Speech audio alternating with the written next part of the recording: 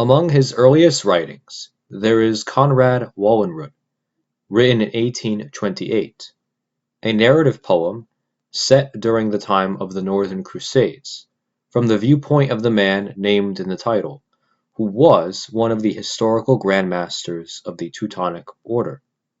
However, Mickiewicz took significant liberties in crafting his work of historical fiction, chief among these being that after his election to the rank of Grand Master, Wallenrod finds out that he is Lithuanian by birth, captured as a boy by the Order, and raised by them. Thus, in order to save his people, who were pagans at this point in history, he betrays his fellow Catholic knights by sending them into a battle he knows they will lose. As can be guessed by that brief plot description, this work demonizes the Teutonic Knights and makes the pagan Lithuanians out to be innocent actors caught in the midst of an unjust war. Quite contrary to the truth, but that is a story for another time. One only needs to glance at the opening lines of the poem to see this. Quote, "Now for 100 years of blood and wrath, the Order of the Cross has hewn a path amid the pagan north. The Prussians moan beneath the yoke, or flee with life alone. The knights press after them with chain and sword." The knights are described as forging a path of blood and wrath, and of oppressing their Prussian subjects, and those among these same subjects who flee the oppression are said to be chased after with chain, representing slavery, and sword, representing violence. Thus, they are painted in an unequivocally malicious light, as is the unfortunate trend in Polish literature and historiography. It is worth noting that this portrayal is thematically similar to how Christopher Columbus and the conquistadors who followed in his footsteps are portrayed here in the United States. Though it has a historical view in mind, Mickiewicz's poem does seem to provide an allegory for a Poland occupied not only by the Russians, but by two Germanic nations, Prussia, the inheritors of the legacy of the knights, and Austria. And what is the message of this poem? That it is acceptable, and even praiseworthy, albeit in some respect tragic, for a man of an oppressed people to rise up through the ranks of his occupiers, and then to use this status to backstab the very people who empowered him, all in the name of nationalist sentiment. It is intriguing to note that in his later years, after having left the circle, he later renounced this particular work, and wished that, if it were possible, he could destroy every copy. Then there is the case of a much more famous work of his, this being the Books in the Pilgrimage of the Polish Nation, which was mentioned in the first part of this episode. This was a book written in 1832, and it was considered one of the magisterial books of the Messianist canon. It is written in a biblical style and addressed to the Poles, called pilgrims in this text. Note the religious connotation. In particular, the emigres. Littered throughout its pages are bombastic and quite revealing statements, such as these. Keep in mind that all quotations here are lifted from the Google Books version, which you can find online for free. Quote, "And Poland at last proclaimed, Whoever he be that comes to me, he shall be free and equal, for I am freedom. But the kings, hearing this her voice, were terrified in their hearts, and said, We thought we had expelled freedom from the earth, and lo, she is come back, personified in a nation which refuses to bow before our idols. Let us go and kill that nation." And they led a scheme of treachery. page 18. Quote, "Ye are amidst foreigners, like the apostles amidst idolaters. Be not extremely exasperated at the idolaters. Combat them with words, and others shall destroy them with the sword. And those that shall destroy them are the Jews, or the men of the Old Testament, who worship the sovereignty of the people, equality, and freedom. They hate idolaters, and bear no love to their neighbors, and they are destined to destroy the idolatry of the Canaanites." Page 73. Of course, as I referenced before delving into the quotes, what immediately stands out here is the use of language that emulates the style of the Bible. For example, the voice of Poland in the first quote, "Whoever he be that comes to me, he shall be free and equal, for I am freedom," seems to be evocative of Christ's words, "Come to me, all you that labor and are burdened, and I will refresh you." Matthew 11:28. It is important as well to address the final part of that excerpt, which evidently mirrors the Passion of Christ. Instead of the Jewish leaders conspiring to kill Christ on account of his teaching and using the traitor Judas to achieve this, here the conspirators are the nations of Prussia, Russia, and Austria. They wish to efface Poland from the earth because it supports the cause of quote-unquote freedom against the quote-unquote idolatry of their autocratic governments. There is also the strange elevation of the Jewish people, who are claimed by Mickiewicz to be those who will destroy the idolaters, in this case the enemies of Poland. Additionally, Mickiewicz says of the Jews, they worship the sovereignty of the people, equality, and freedom. As can be implied by the context, this was not said in condemnation of the Jews, but rather said in praise of them. Here are some other passages that are particularly relevant to understanding the message of the books. Quote, "The names of these three rulers, Frederick, Catherine, and Maria Theresa, were thus three blasphemies, and their lives three crimes, and their memories three maledictions." End quote. Page 140. These names are the names of the leaders of the three nations who took part in the partitions discussed in the previous episode. Frederick was the ruler of Prussia, Catherine the ruler of Russia, and Maria Theresa the ruler of Austria. Thematically, the language here seems to borrow from the book of the Apocalypse. See for reference this verse, describing the first beast mentioned in Apocalypse 13. Quote, "And I saw a beast coming up out of the sea, having 7 heads and 10 horns, and upon his horns 10 diadems, and upon his heads names of blasphemy." End quote. Apocalypse 13, verse 1. Now we move on to matters which should not only disturb, but offend the conscience of every Catholic. Quote, "And the nations became corrupt, so that among them was found only one man who was a patriot and a soldier. And he himself went away to war, to the land of freedom, to America. The name of this man is Lafayette, and he is the last of the men of olden Europe, in whom there still dwelleth the spirit of self-sacrifice, the remnant of the Christian spirit." End quote. Page 140.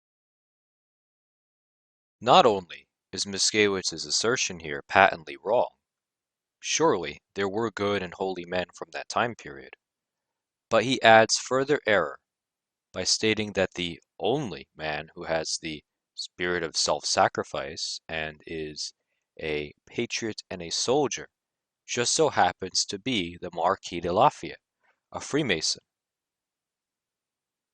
This only further reveals Mickiewicz to be a liberal in the clothing of a quote-unquote Catholic author. On this point, it is also worth considering the usage of the phrase "the men of old," which appeared in the book of Genesis from the Holy Bible. However, I am unsure if this connection was Mickiewicz's original intention. Quote, "For after the sons of God went in to the daughters of men, and they brought forth children, and these are the mighty men of old, men of renown." End quote.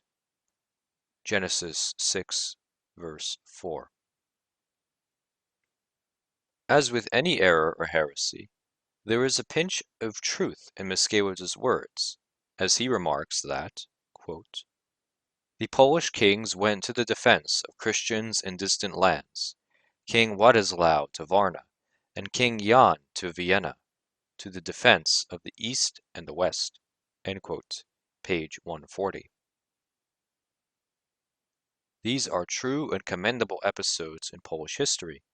However, the line directly above this one is not as true as the author would have you believe, as he claims that the kings and knights of Poland, quote, "never assaulted any believing nation, but defended Christendom from the pagans and barbarians who brought slavery."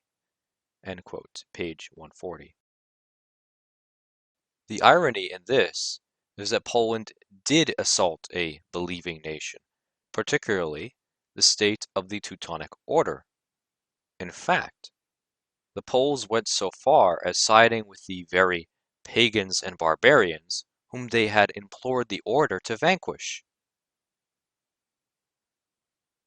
But as Mickiewicz presented them in Konrad Wallenrod, he would likely not consider them a believing nation. Again, this is indicative of a disgraceful prejudice, unfortunately shared by many Polish nationalists. So as not to digress any further, however, I will remark here that this part of Polish history will be covered in a future episode.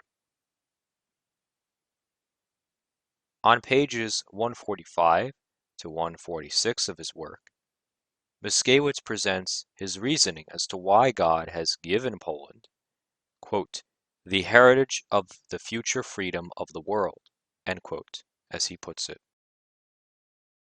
Essentially, he states that this special dispensation is going to be given to Poland on account of it being more faithful than any Catholic nation, utilizing a parable to explain his teaching, in a manner similar to Christ. Quote, "Ye know that the man who hath several kinsmen bequeatheth not his heritage to him who is the strongest, nor to him who is the most diligent, nor to him who eateth with the best appetite and drinketh the best,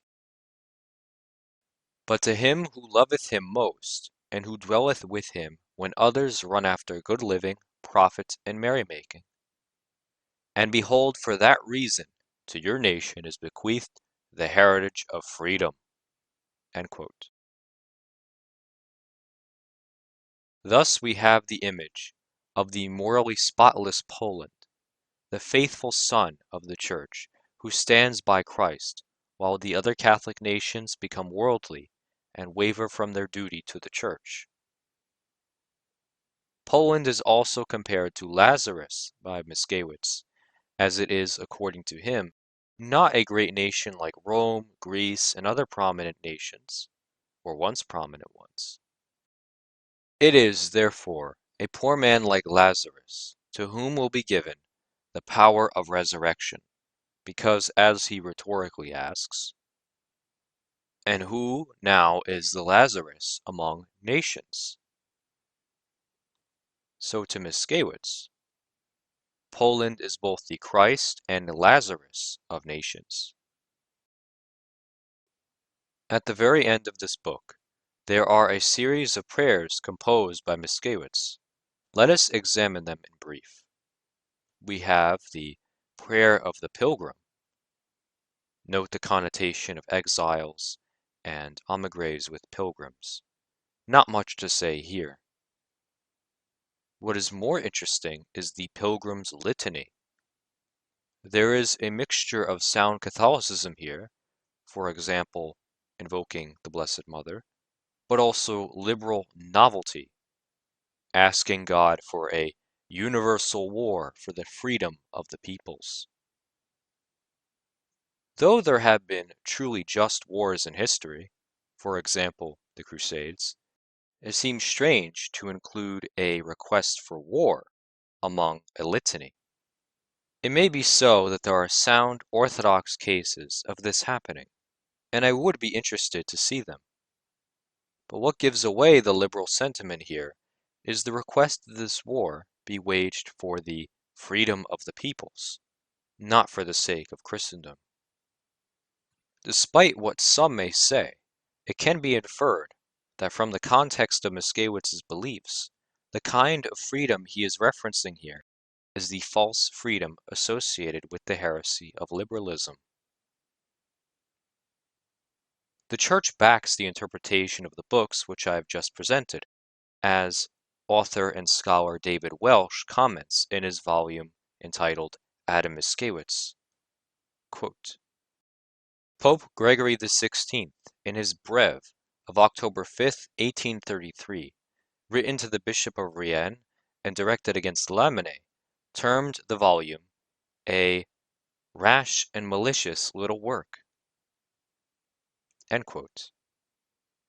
Welsh also mentions that while this book was received positively by the émigrés, the Polish aristocracy, tending to be more conservative, were disgusted by its pseudo-biblical style and its prophetic tone. He also notes that the books had a, quote, very great, end quote, influence on Polish literature. We shall also examine perhaps the most famous work written by Mickiewicz, albeit in brief, a play whose title is rendered in English either as Ancestors or Forefathers' Eve. Forefathers' Eve is a play written in the style of a dramatic epic, which was composed in about a decade, from 1823 to 1832. The title itself, Forefathers' Eve, refers to a strange ritual that Lithuanians partook in on the eve of All Saints. The point of the ritual was to summon the souls of one's ancestors from purgatory, something evidently contrary to faith and morals. The ritual predates the conversion of Lithuania, as its more modern version, presented in this play, was an adapted form of an older pagan rite, which attempted to do the same thing, except the souls were to arrive out of some vague afterlife rather than purgatory. Thus, this ritual represents a mixture of Catholicism and Baltic paganism.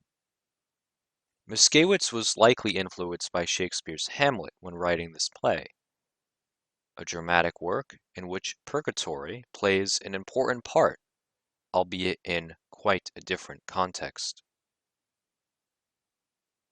As with his other works, themes of Polish Messianism appear, and here I will be quoting from an article on the website culture.pl about this play. Quote, Priest Peter has visions of a savior whose name is 44, who will save the nation by starting a great war amongst its oppressors, Russia, Prussia, and the Habsburg Empire, which will bring Poland back to life. The plight of the Poles is compared to the suffering of Jesus on a cross, and the resurrection of Poland will grant redemption and freedom to the whole world. Notably, Zimbati, the author of this article, also remarks that among later generations of Poles, the Savior being named 44 would carry quite a significant meaning, as some Poles connected this to the Warsaw uprisings, which took place in 1944. In Part 4, Conrad, the main character, challenges God while he is suffering imprisonment from the Russians. Here is his monologue, called The Great Improvisation. Quote, "These songs are worthy of God, of nature. This is a mighty song, a creator's song. This song is force and power. This song is immortality. I feel immortality. I create immortality. And you, God, what more could you do? See how I draw thoughts out of myself. I incarnate them. They scatter across the skies. They whirl, they sing, they shine. Already far away, I feel them still feel their charm. I feel their roundness in my hand. I sense their movements in my mind. I love you, my poetic children. My thoughts, my stars, my feelings, my storms. Among you, I am like a father in the midst of his family. All of you are mine." This is a translation by Luis Varese. Now here is a relevant quote from the aforementioned article, which helps us to understand the meaning behind this improvisation. Quote, "Conrad's soul is a battlefield between good and evil spirits. He talks about his genius, ability to create, which makes him equal to God. As the devils start to win, Conrad starts to mock and accuse God. He says, 'I call myself a million because I suffer for the millions. And you, God, with your arrogant silence and lack of action, are just a tyrant, no better than a Russian Tsar.' It's striking that the most important poetry of Polish culture, always centered around Catholicism, is in fact a great accusation of God." End quote. Thus, Mickiewicz was already a Polish Messianist before his fateful meeting with Tojanowski. In many ways, his errors would remain the same, but in others, they only got more outrageous, as we will learn.